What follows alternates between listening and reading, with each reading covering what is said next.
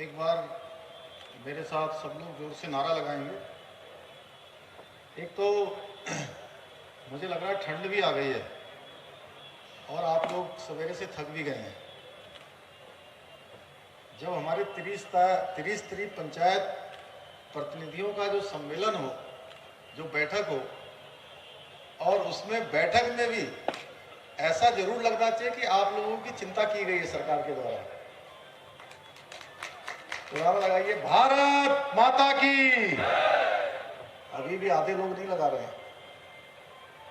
बोले भारत माता की, भारत माता की। सभी पंचायत प्रतिनिधियों की, सभी पंचायत प्रतिनिधियों की लोक योजना अभियान, सबकी योजना सबका विकास, इसके अंतर्गत आज इस शानदार कार्यक्रम में, जिसमें पूरे इस मंडल के सभी त्रिस्तरीय पंचायत के सभी पंचायत प्रतिनिधि आए हुए हैं, उस कार्यक्रम के संयोजक के नाते आप सबके चिर परिचित और लगातार पिछले 4.5 सालों से पंचायतों को सशक्त करने का काम लगातार कर रहे हैं हमारे पंचायती राज विभाग के मंत्री आदरणीय अरविंद पांडे जी, इस जनपद के प्रभारी मंत्री ग्राम्य विकास, गन्ना, भाषा पुनर्गठन, मां गंगा के पुत्र, उत्तराखंड सरकार के कैबिनेट मंत्री आदरणीय स्वामी यतीश्वरानंद जी, और आज के कार्यक्रम के अध्यक्ष के नाते इस क्षेत्र के लोकप्रिय विधायक आदरणीय राजकुमार ठुकराल जी, हमारे पड़ोस के लोकप्रिय विधायक आदरणीय राजेश शुक्ला जी, भारतीय जनता पार्टी के जिला अध्यक्ष आदरणीय शिव अरोड़ा जी, जिला पंचायत के हमारे अध्यक्ष उधम सिंह नगर रेणु गंगवार जी, जिला पंचायत अध्यक्ष पिथौरागढ़ दीपिका बोरा जी, जिला पंचायत अध्यक्ष अल्मोड़ा उमा बिष्ट जी, जिला पंचायत अध्यक्ष नैनीताल बेबी तोलिया जी, जिला पंचायत अध्यक्ष चंपावत ज्योति राय जी, और इस शहर के बहुत ही हमारे सरल और सहज मेयर भाई रामपाल जी, मंच पर उपस्थित भारतीय जनता पार्टी के हमारे वरिष्ठ नेता पूर्व में जिला अध्यक्ष आदरणीय उत्तम दत्ता जी, जिला महामंत्री भाई विवेक सक्सेना जी, हमारे यहाँ के व्यापार मंडल के अध्यक्ष और युवा नेता भाई विकास शर्मा जी, हमारे धर्म सिंह जी, और अब मंच पर उपस्थित हमारे ग्राम प्रधान संगठन के अध्यक्ष भाई भास्कर सम्मल जी, एवं सभी मंचासीन सभी हमारे प्रतिनिधिगण, आए हुए सभी जिलों के सभी त्रिस्तरीय पंचायत के सभी प्रतिनिधिगण, कार्यक्रम में उपस्थित बड़ी संख्या में आए हुए हमारे सभी अतिथिगण, हमारे पत्रकार मित्र, सभी छायाकार बंधु, सबसे पहले तो मैं आप सभी को आज यहाँ पर पधारने के लिए मैं आप सबको बहुत बधाई देना चाहता हूँ। आप सबका धन्यवाद करना चाहता हूँ कि दूर दूर से आप सब लोग आज यहाँ पहुँचे हैं। हमारी सरकार लगातार पंचायतों को लगातार मजबूत करने का काम, लगातार उनको एक ताकत देने का काम मोदी जी के नेतृत्व में लगातार ये सरकार कर रही है। और माननीय प्रधानमंत्री जी का स्पष्ट मानना है कि ये देश की तरक्की में, देश की मजबूती में हमारे ग्राम पंचायत के प्रतिनिधियों का, त्रिस्तरीय पंचायत के प्रतिनिधियों का सबसे बड़ा योगदान होता है। अगर कोई सेतु का काम करते हैं, आम जनता और सामान्य जनता के बीच में सेतु का काम किसी के द्वारा किया जाता है तो हमारे पंचायत के प्रतिनिधियों के द्वारा किया जाता है। आजादी की 75वीं वर्षगांठ पर पंचायत विकास योजना हेतु आज जो आप सब लोगों के यहाँ पर एक दिवसीय कार्यशाला आयोजित हुई है, मैं उसके लिए आप सबको बधाई देना चाहता हूँ। पंचायतें आज जो लोकतंत्र की मूलभूत इकाइयां हैं तथा सामाजिक न्याय एवं आर्थिक विकास का आधार भी है। और मैं स्वयं, जैसा कि अभी मंत्री जी बोल रहे थे, हमारे स्वामी जी बोल रहे थे, आप सबकी अत्यधिक जिम्मेदारी अगर किसी के ऊपर है, सरकार की योजनाओं का क्रियान्वयन करने का, सरकार की योजनाओं को लागू करने का, उसकी असली जिम्मेदारी अगर किसी पर है तो आप सब लोगों पर है।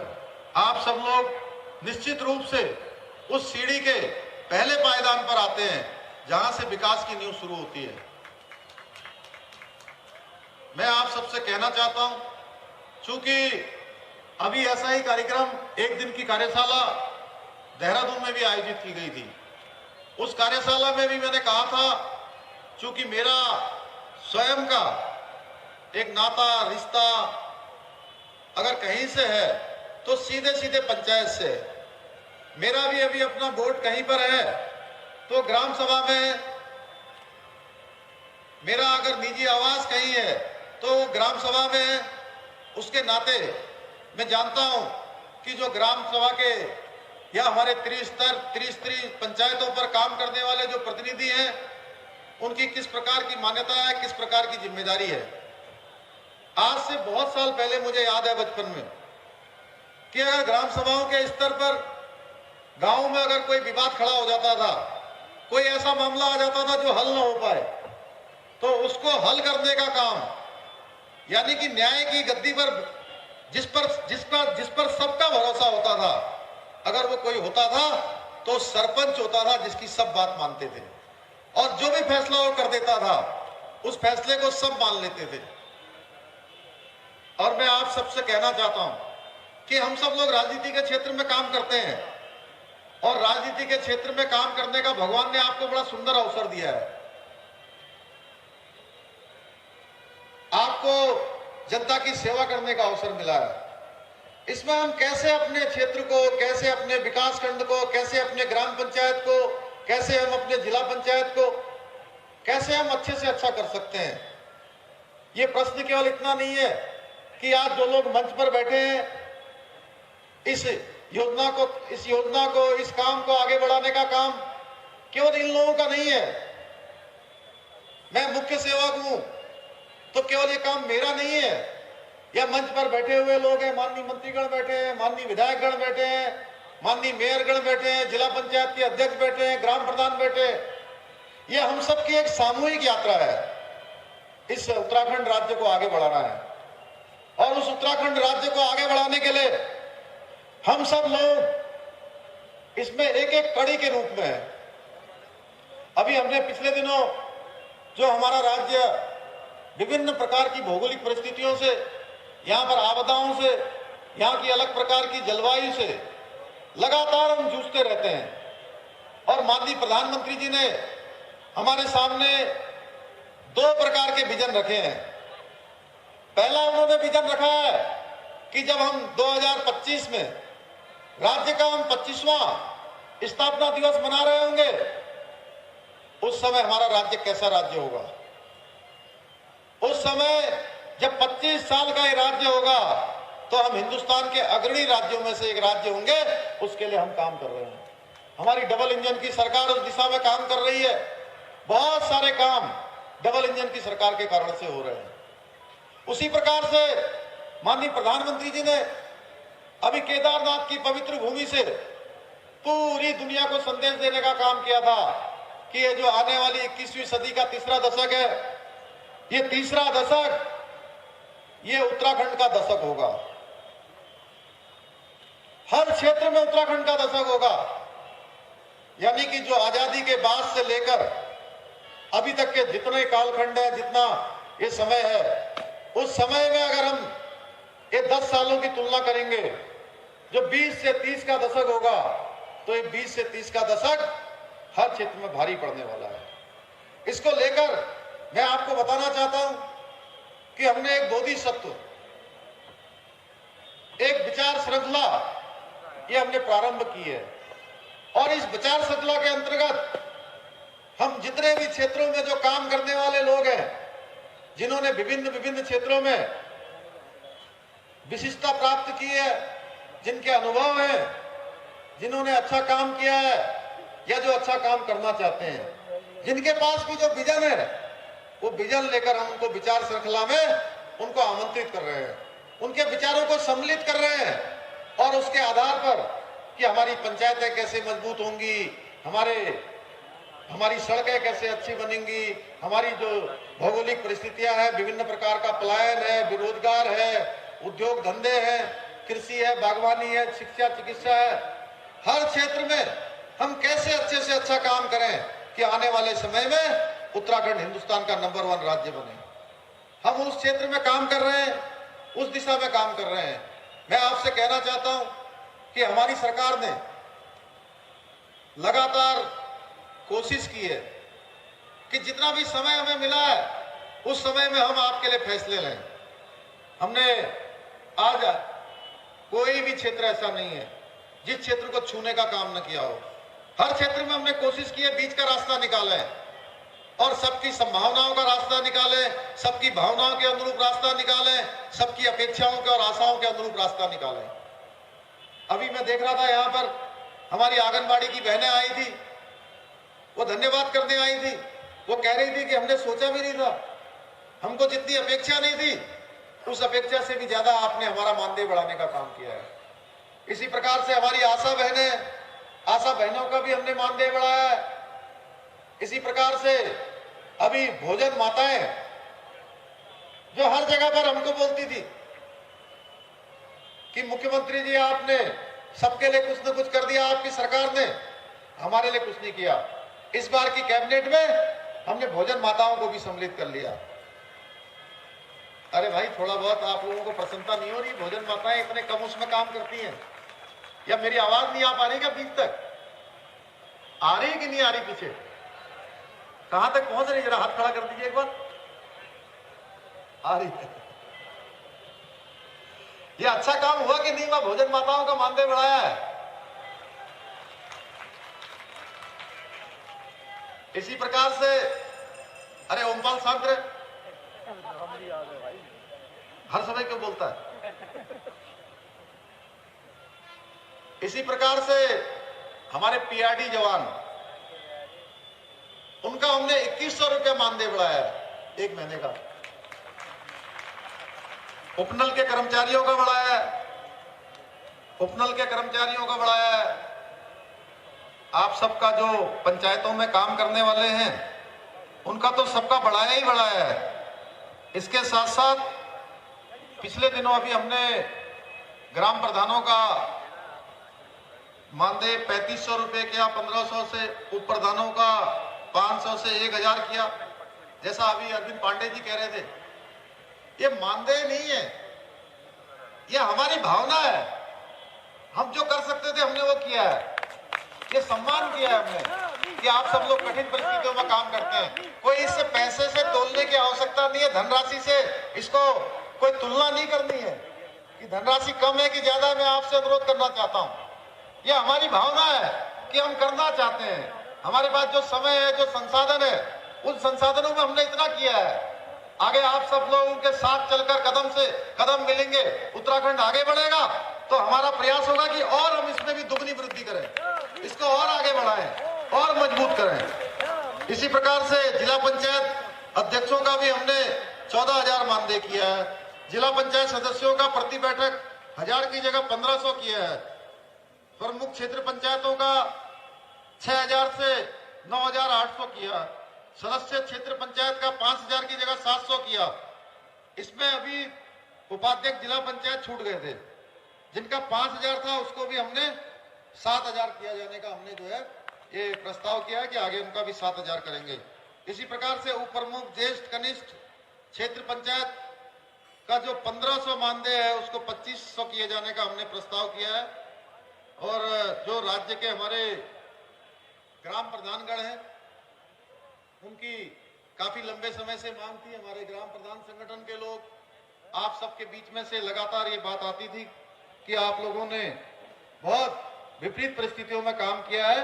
मैं आज आपको कोरोना काल में किए गए इस सराहनीय कार्य के लिए 10,000 रुपए प्रोत्साहन राशि दी जाएगी, इसकी मैं घोषणा करता हूं।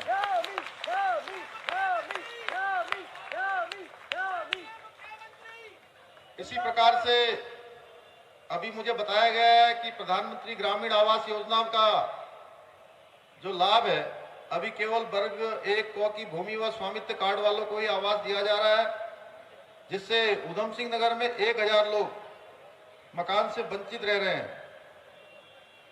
चौहद्दी निर्धारित कर आवास दिए जाएं, तब तक किसी भी आवास को डिलीट न किया जाए। मैं हमारे सीडीओ और डीएम उनसे कहना चाहूंगा कि इसके आधार पर वो कार्रवाई सुनिश्चित करें। अब राजकुमार जी कह रहे हैं कि राज्य आंदोलनकारियों के लिए बोलिए। अब मैं देखिए, राज्य आंदोलनकारियों का हमने पहले ही 3100 से उनका 4600 कर दिया है। उनका भी जो पेंशन उनको मिलती थी, इसी प्रकार से जिनको 5100 मिलती थी उनको हमने 6,000 रुपया किया है। यानी कि हर क्षेत्र में अभी मैं ऐसे करूंगा तो अभी शिक्षा नीति के बारे में अभी हमारे अरविंद भाई बता रहे थे, यहाँ पर खेल नीति के बारे में, क्योंकि खेल नीति लंबे समय से हम लोगों को इसकी प्रतीक्षा थी कि खेल नीति आनी चाहिए और खेल नीति ऐसी आनी चाहिए कि जिससे एक सामान्य परिवार का जो बालक है, एक बालिका है, एक हमारे बच्चे हैं जिनके अंदर प्रतिभा है, जिनके अंदर आगे बढ़ने की ललक है और वो आगे बढ़ सकते हैं, लेकिन अभाव के कारण, धनाभाव के कारण, समस्याओं के कारण, सुविधाओं न होने के कारण से वो आगे नहीं बढ़ पाते। और जब बहुत सारे लोग जब बड़े बड़े मेडल जीत जाते हैं, जब मेडल जीत के ले आते हैं, तो हम में से भी सबके हाथ आगे उठ जाते हैं। मदद करने के लिए बहुत लोग आगे आते हैं, बड़े बड़े पुरस्कार मिलने लगते हैं, खूब सारी धनराशि भी मिलने लगती है, लेकिन तब तक कोई उनके बारे में नहीं सोचता है जब तक वो पदक नहीं जीतते हैं। हमारी सरकार ने नई खेल नीति में ऐसे बच्चों का पूरी तरह से ध्यान रखा है कि वो बच्चे जिनके अंदर प्रतिभा है, जिनके अंदर क्षमता है, योग्यता है, अगर आगे बढ़ना चाहेंगे तो अब उनको किसी भी अभाव का सामना नहीं करना पड़ेगा। हर प्रकार की सुविधा हमारी नई खेल नीति में उनके लिए प्रस्तावित की है। यानी कि वो खेलने कैसे जाएंगे इसकी भी व्यवस्था है, उनको बस का किराया कैसे दिया जाएगा उसकी भी व्यवस्था है, उनके खाने की क्या व्यवस्था होगी, ये व्यवस्था भी उस खेल नीति में की गई है। निश्चित रूप से हमने प्रयास किया है, जितना भी समय हमारे पास है उस समय का हम एक एक पल और एक एक क्षण उत्तराखंड की 1,25 लाख जनता को समर्पित करते हैं, हमारे उत्तराखंड के भाई बहनों को समर्पित करते हैं। और प्रत्येक दिन मैं पिछले बार तक ये कहता था कि 4 महीने में हमने 400 से अधिक निर्णय लिए हैं। आज मैं कह रहा हूं कि हमने इन 4-4.5 महीने के कालखंड में 500 से भी अधिक निर्णय कर दिए हैं। अगर मैं यहां बोलने लगूंगा तो बहुत लंबा हो जाएगा। और ये कोई घोषणा नहीं करी है, ये निर्णय किए हैं। और जब मैं घोषणा कर रहा था शुरू में, तो अपने समय के बहुत बड़ी बड़ी घोषणा करने वाले, मैं किसी का नाम नहीं लूंगा, मैं कोई पार्टी की बात भी नहीं करूंगा, यहां सभी पार्टी के लोग हैं। तब वो कहने लगे कि अरे इतनी सारी घोषणाएं कर रहे हैं पुष्कर सिंह धामी, कहां से पैसा आएगा, कहां से इनके शासनादेश निकलेंगे। मुझे आपको बताते हुए खुशी हो रही है कि हमने जितनी भी घोषणाएं की या जितने भी फैसले किए हैं, अधिकांश के हमने जो है शासनादेश निकाल दिए हैं। और आपके बीच में मैं आ रहा हूं तो जो भी हमने घोषणाएं करी हैं, उन घोषणाओं के पहले ही हमने उसका सारा हिसाब किताब चेक कर लिया है। पहले हम आते हैं तो हम देखते हैं कि वित्त विभाग की क्या इस पर प्रतिक्रिया है, वित्त विभाग का कितना आकलन है, पैसा है कि नहीं है। क्योंकि मैं आपको एक बात और बताऊं, आप लोगों के पास जैसे ग्राम प्रधान है, हमारे क्षेत्र प्रमुख हैं, हमारे जिला पंचायत के अध्यक्ष हैं, सबके पास बजट होता है, लेकिन बजट सबका क्या है, एक मात्रा में होता है, निर्धारित है। उसी बजट में से आपको भी बांटना होता है ना, कि यहाँ नाली में लगाएंगे, कि खड़ंजे में लगाएंगे, कि यहाँ पर कोई और काम करेंगे, कोई पुलिया बनाएंगे या कोई विकास का अन्य काम करेंगे। उसी प्रकार से मुख्यमंत्री के पास भी, वैसे मैं वित्त मंत्री भी हूं, अभी मुख्यमंत्री के साथ वित्त मंत्री भी हूं, तो वित्त मंत्री के पास एक केक होता है, एक केक है, और उसी केक में से उसने उसी केक को काटना है। तो हमने कोशिश की है कि कोरोना काल हो, चाहे हमारे ग्राम प्रधानगण हो, हमारे क्षेत्र पंचायत के हो, जिला पंचायत के हो, त्रिस्तरीय पंचायत के प्रतिनिधि हो, उस केक में से उनको साझीदार बनाना है, क्योंकि ये सरकार आपकी सरकार है। मुझे सरकार चलाने का दायित्व दिया गया है, मुझे आगे किया गया है, इस यात्रा को आगे ले जाने की जिम्मेदारी दी गई है, लेकिन ये यात्रा हमारी है, ये यात्रा पूरे उत्तराखंड की यात्रा है, ये हमारी सामूहिक यात्रा है। उस सामूहिक यात्रा को लेकर हम आगे बढ़ रहे हैं। आज मोदी जी के नेतृत्व में अभी हमारी सरकार ने बहुत सारी योजनाएं यहाँ पर की हैं।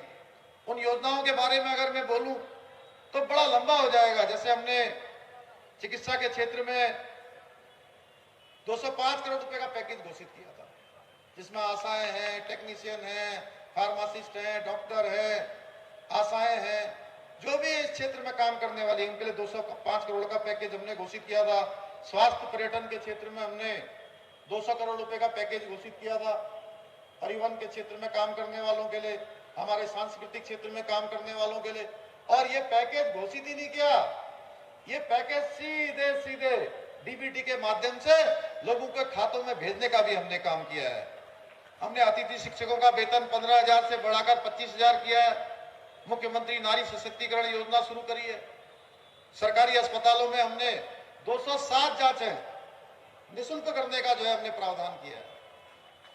इसके साथ साथ जो मैं सबसे कहना चाहता हूं, अपने यहाँ पर जिलाधिकारी भी हैं, हमारे पुलिस अधीक्षक भी हैं, हमारे डीआईजी हैं यहाँ पर, इनसे मैं कहना चाहता हूं कि आयुष्मान कार्ड, जिस कार्ड धारक के पास जो कार्ड है, अगर किसी अस्पताल की भी शिकायत मिलेगी तो निश्चित रूप से हम उसके खिलाफ कार्रवाई करेंगे, क्योंकि ये माननीय प्रधानमंत्री जी की पूरे दुनिया के अंदर स्वास्थ्य के क्षेत्र में चलने वाली अगर कोई सबसे बड़ी योजना है तो उस योजना का नाम है आयुष्मान भारत योजना, जो 5 लाख रुपए तक की गारंटी, 5 लाख रुपए तक का जो बीमा है, पूरे साल भर के लिए किसी ने देने का काम किया है तो हमारे देश के लाल, हमारे देश के यशस्वी प्रधानमंत्री नरेंद्र मोदी जी ने किया है।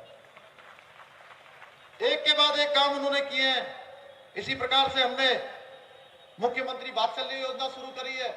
मुख्यमंत्री वात्सल्य योजना ऐसी योजना है जिस योजना में हमारे जो बच्चे इस कोरोना महामारी के दौरान, जो बच्चे अपने माँ बाप को खो चुके हैं, जो अनाथ हो गए, जिनको कोई देखने वाला नहीं है, उनको देखने का काम हमारी सरकार करेगी, और प्रत्येक महीने हमने उनको 3,000 रुपए की व्यवस्था की है।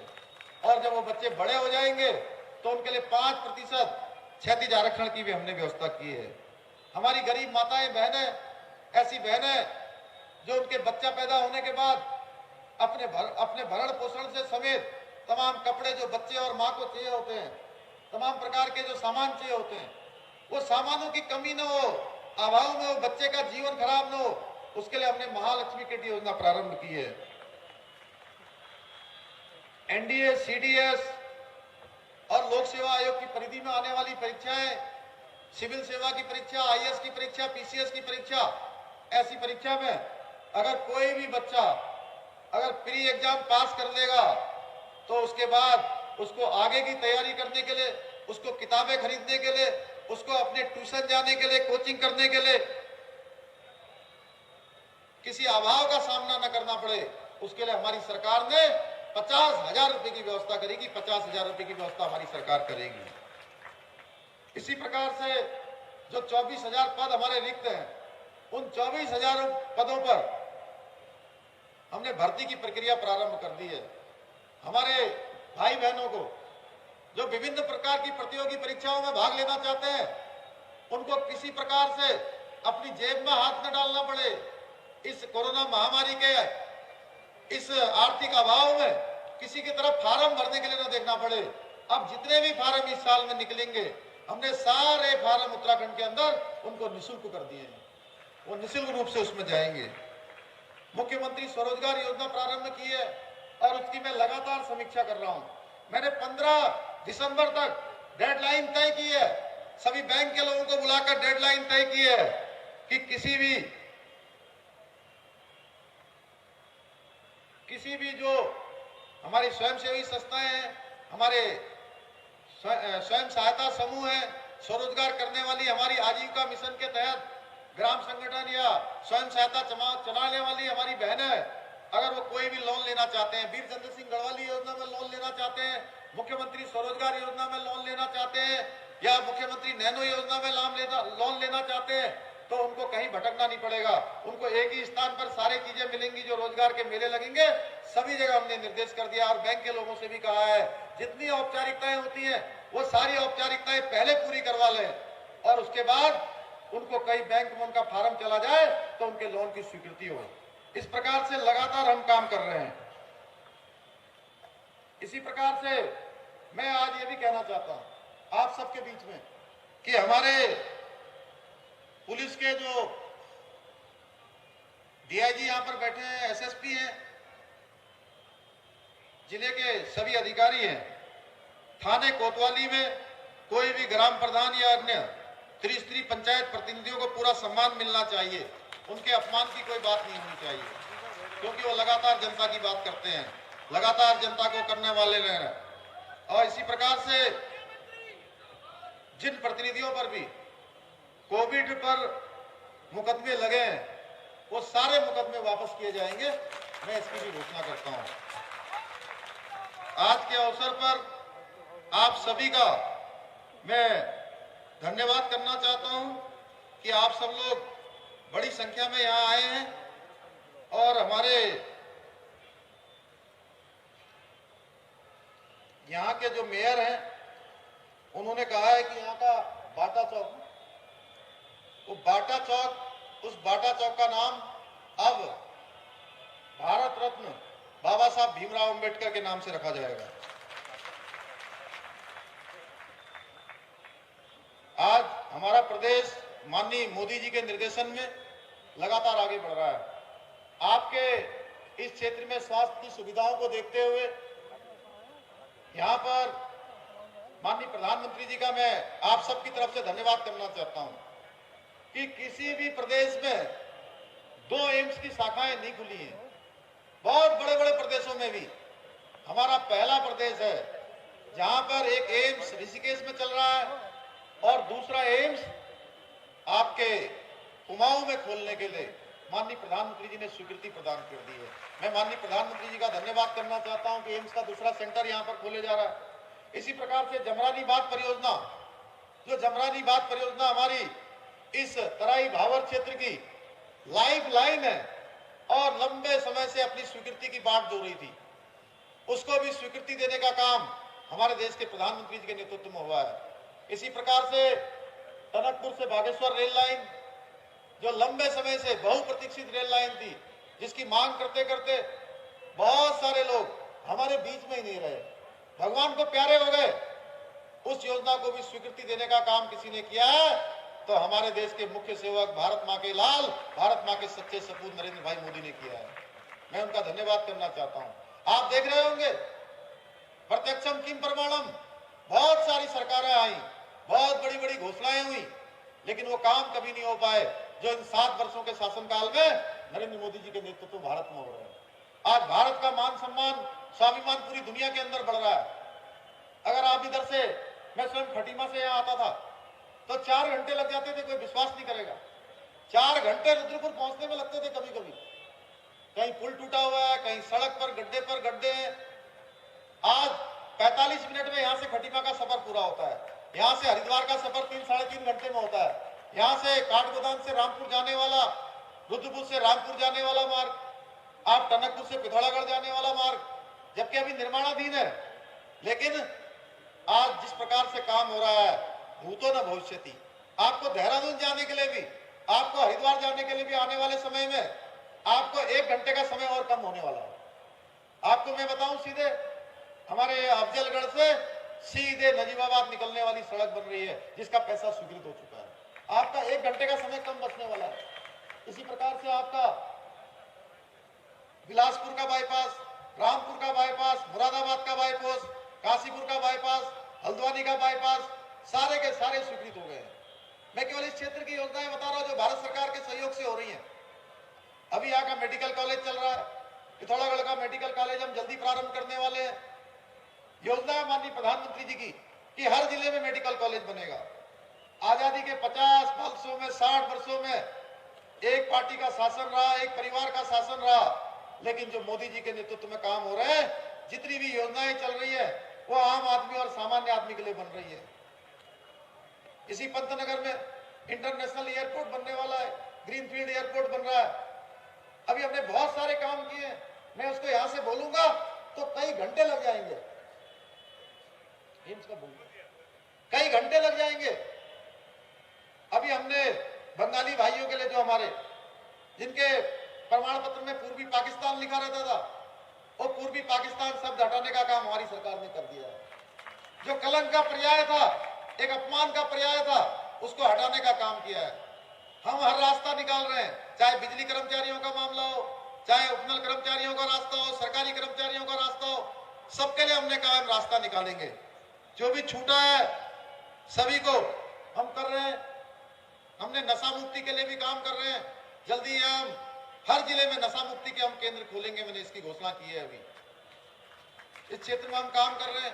हम नजूल की नीति को हमने मंत्रिमंडल में पास किया है। आज अखबारों में पढ़ा होगा कि कुछ चीजों में कि वो वापस आया है। उसमें हम पूरे कानूनी जो वैदिक जो राय है, उस राय के आधार पर हम काम कर रहे हैं। जब हमने एक बार फैसला लिया है तो मैं आपको विश्वास दिलाता हूं, जो भी हमने फैसला लिया है, जिस राह पर भी हम चले हैं, उस राह पर हम मंजिल तक पहुंचेंगे, उसका रास्ता निकालेंगे। मैं आज के अवसर पर आप सभी का धन्यवाद करते हुए, हाँ, एक बात और मेरे संज्ञान में आई है कि हमारे जितने जिला पंचायत के अध्यक्ष हैं, उनको पहले राज्य मंत्री का दर्जा होता था। हमारी सरकार उनको राज्य मंत्री का दर्जा भी देगी आगे चल निश्चित रूप से। और एक काम मैंने पीठसेड़ में वीर चंद्र सिंह गढ़वाली जी की जब पुण्यतिथि थी, उसकी पुण्यतिथि पर कि हमारे उत्तराखंड के जितने भी बच्चे हैं, जो सेना में जाना चाहते हैं, अर्धसैनिक बलों में जाना चाहते हैं, अपना शारीरिक परीक्षण करना चाहते हैं, शारीरिक विकास करना चाहते हैं, अभ्यास करना चाहते हैं, तो उनको कहीं भटकना नहीं पड़ेगा। अब प्रत्येक ग्राम सभा में हमने जो जिम खोलने की घोषणा की थी, एक ओपन जिम खोला जाएगा, उसका भी हमने शासनादेश निकाल दिया है। पहले चरण में हम जल्दी से जल्दी काम हो कि प्रत्येक ब्लॉक खंड में, हमारे जितने भी ब्लॉक हैं, प्रत्येक जो विकास खंड में हम एक एक जिम से उसकी शुरुआत कर रहे हैं, लेकिन सभी ग्राम पंचायतों में इस प्रकार के जिम खोले जाएंगे। आज के अवसर पर मैं आप सभी का धन्यवाद करता हूं कि आप लोग इतनी बड़ी संख्या में आए। आप सब लोगों ने इतने एक मन होकर यहाँ पर आप बैठे रहे, आप सुनते रहे। मैं आभारी हूँ, आपको शुभकामनाएं देता हूँ कि आप सब यशस्वी हो, आप अपने सब कर्म पथ पर आगे बढ़े और आपके अंदर हमेशा उत्साह रहना चाहिए। हमेशा एक उत्साह रहेगा तो ऊर्जा बनी रहेगी। मैं देख रहा हूँ कि कुछ ऊर्जा तो है आपके अंदर, लेकिन वो अभी इस समय ठहरी हुई है। वो ऊर्जा का प्रदर्शन होना चाहिए। बोलिए भारत माता की, भारत माता की, भारत माता की। बहुत बहुत धन्यवाद।